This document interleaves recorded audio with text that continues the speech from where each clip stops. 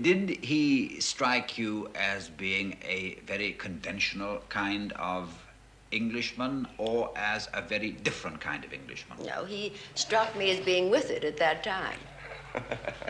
What kinds of things now made you feel that about him? I think he was ahead of his time. I think he had lots of pep, and I think he was very much ahead of his time. I think he wanted to establish things that were a little not ready for them, really, perhaps. After you'd abdicated, sir, you had two jobs, didn't you, in rapid succession? I was appointed governor of the Bahamas. We occupied Government House, Nassau, for almost 5 years. How did you enjoy being out there, ma'am? I liked it very much. Wonderful climate. Interesting, rewarding. Interesting, very rewarding. I ran a canteen, 2 canteens there for the RAF. And when they were leaving, they were going to give me a present. So the Duke knows that I'm speechless, which I'm sure the television audience will know that I'm speechless in front of anything. So he had to give the secret away. It was to be a secret. He told me that he said they're going to give you a silver box, and I thought they wanted to be a surprise, but I knew that you wouldn't be able to open your mouth when they presented it, so I warned you. And what happened? Well, I said a few simple words. Would you like to have gone on and had another job after that, sir? Yes, I offered my services if they were required. Never got me. Would you like the Duke to have had a job? Oh, yes, very much, very much. In those days, that's 25 years ago. I think he could have done something. Why didn't you get a job, do you think? I don't know. Have to ask. Most of the people, I think, I'm afraid, are underground now who prevented me. It's hard to say.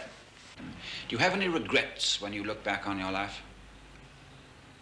Oh, about certain things, yes. I wish it could have been different. But I mean, I'm extremely happy, and naturally you've had some hard times, but who hasn't? So you just have to learn to live with that. Duchess, what is the secret of keeping and looking young? Well, I don't know. I haven't got the secret yet. I think happiness is a great secret, too. How you feel and look, perhaps. We've been very happy. Yes, I have.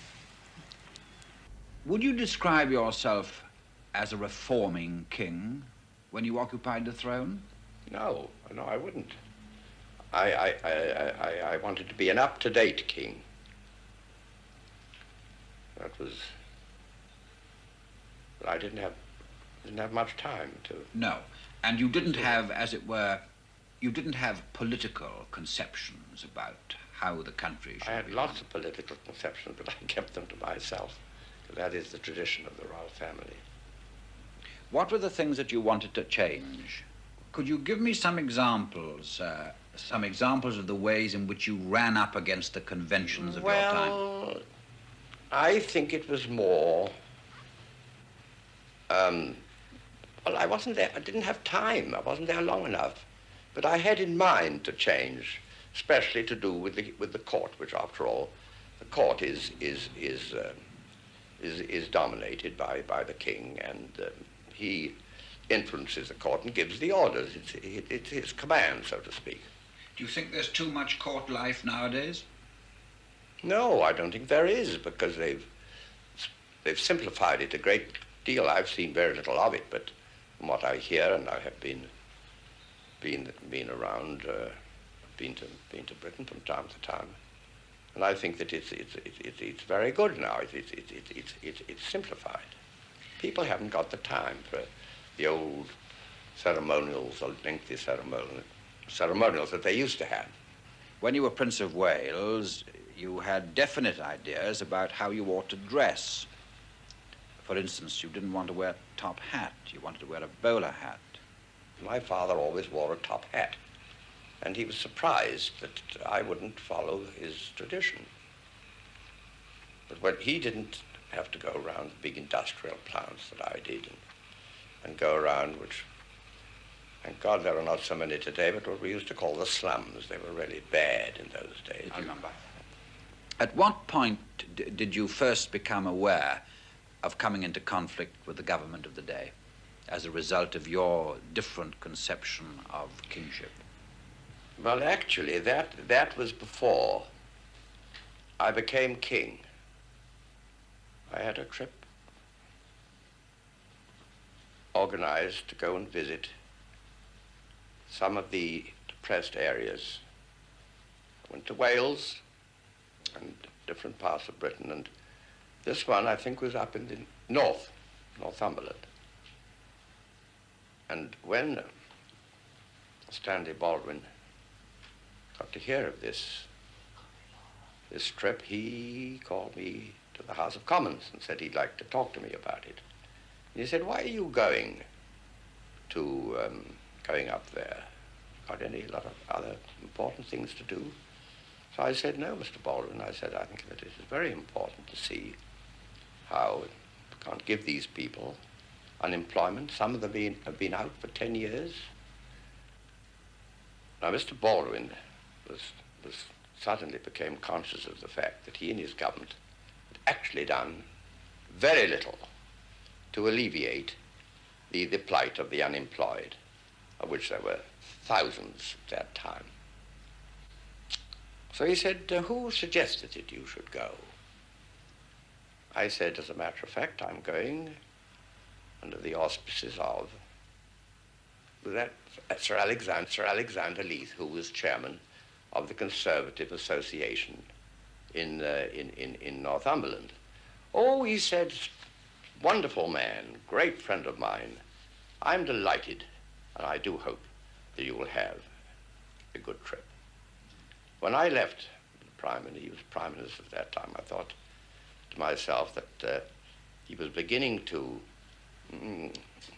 drag me in to politics a little too far. And as we all know, politics is the one thing that the royal family has to avoid, even however much they might like to express their opinions. There was another occasion when you were going to visit some area in which there was a great deal of poverty and unemployment, and they wanted to take you round in a Rolls Royce. Yes. But you I didn't refused to think go. that was a suitable vehicle for that trip, and I upset one of the dignitaries who met me there. Had his Rolls Royce for me to get in. I said, "I'm sorry, I'm not going to ride in that," and he was very upset and thought that I was letting him down, I think, more than letting my position down. I went around in an ordinary car and thought it was more suitable. What was the occasion, sir, when you went to some area of unemployment and poverty, and you were reported in the newspapers as having said it was damnable and something ought to be done about it? Oh, I think that it could be almost anywhere. South Wales, or... I really saw some terrible things when you look back. Those days of the 20s and early 30s, well, really until this last World War. Did you try and do something about those Well, there conditions? wasn't very much that I could do, except to bring it to the notice, we say, of the government in power. At one occasion, I was as Prince of Wales. I had some of the Duchy of Cornwall. There was a big real estate property in Kennington, and one or two people in the City of London, wealthy people, got interested and said, "We'll like to put some money up to develop this, tear down the slums and build a housing estate." We got an architect. We had a meeting where I lived at York House in St. James's Palace. And I think that the chairman of the London County Council at that time was Herbert Morrison. So we had this meeting, and I think afterwards we had either a cup of tea break, or a drink. And when he was leaving, Mr. Morrison was just getting into his car, and he came back. He said, "Oh my God," he said, "I've left my briefcase in the dining room where we were sitting." He said, "I can't leave the socialist secrets in this house." So I said, "Mr. Morrison, they'll be perfectly safe here." But you didn't get much change. No, the London County Council did not wish this group, private enterprise group, to get the credit for having built this housing scheme, which actually we could have done very much cheaper than the London County Council did. You've mentioned one or two statesmen of your lifetime, sir. You mentioned Baldwin. What about some of the others now? How did you get on with Lloyd George? I got on fine with him. He was a very colourful, wonderful man. He taught me very few words of Welsh that I had to speak at the time of my investiture at Carnarvon in 1911. What kind of dealings did you have with Winston Churchill? Oh, Winston was a great friend of mine. I knew Winston first when he was First Lord of the Admiralty in Liberal government in 1910 or 11.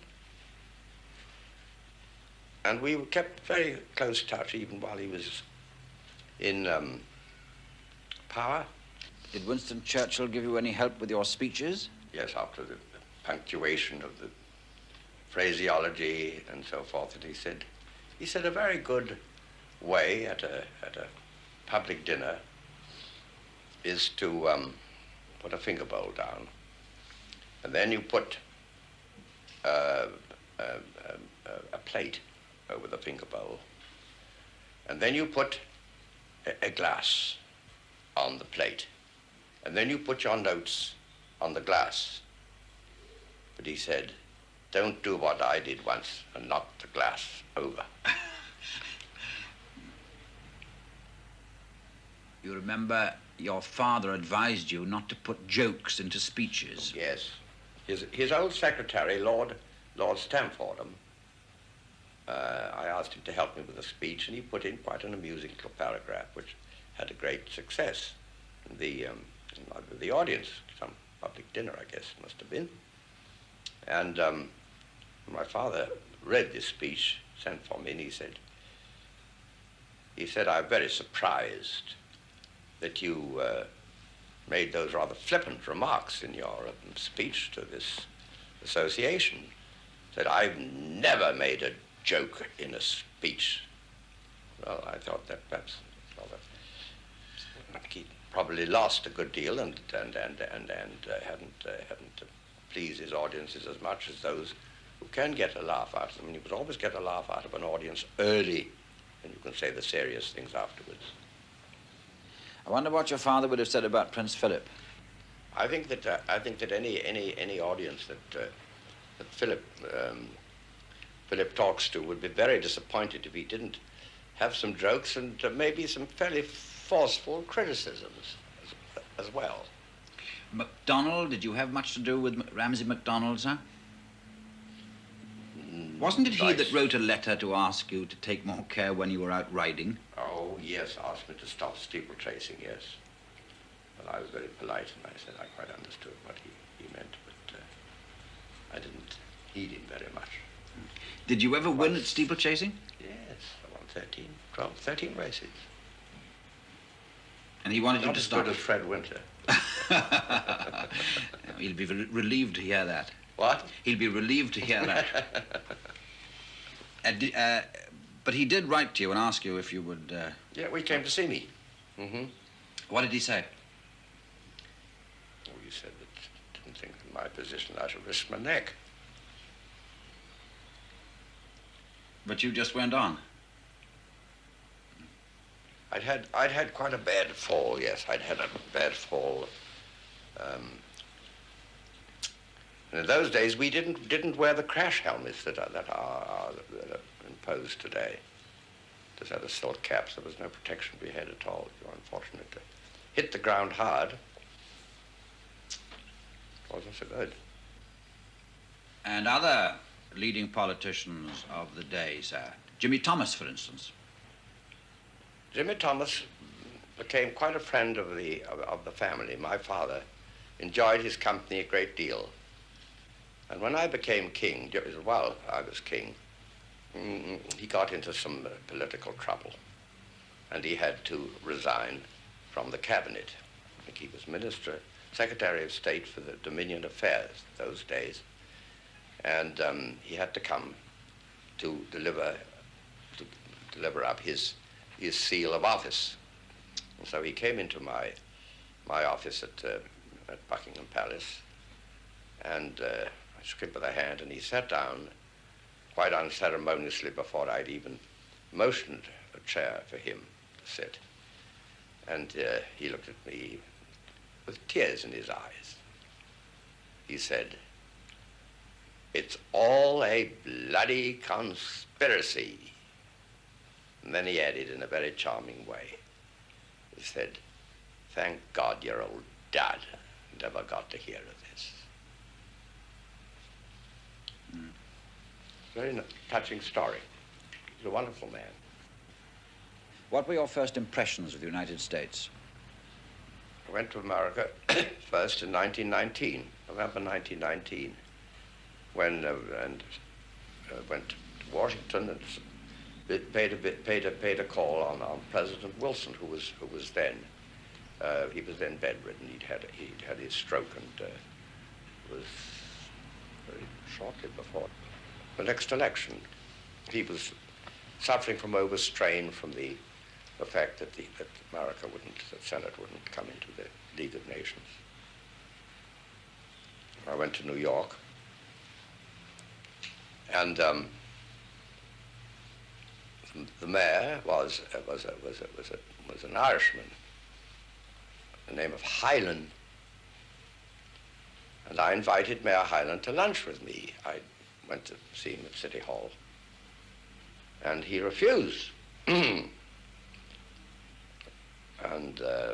for political reasons. And so the newspaper men said, "Mr. Mayor," he said, "Your Honor," as they call him, they said, why did you refuse the Prince of Wales's invitation to lunch?" He said, "Say, boys, you know I never lunch." Well, the Irish situation was not very good at that time, and he had his Irish politics in mind. But I've traveled, well, since Duchess and I were married, I've traveled a lot in America.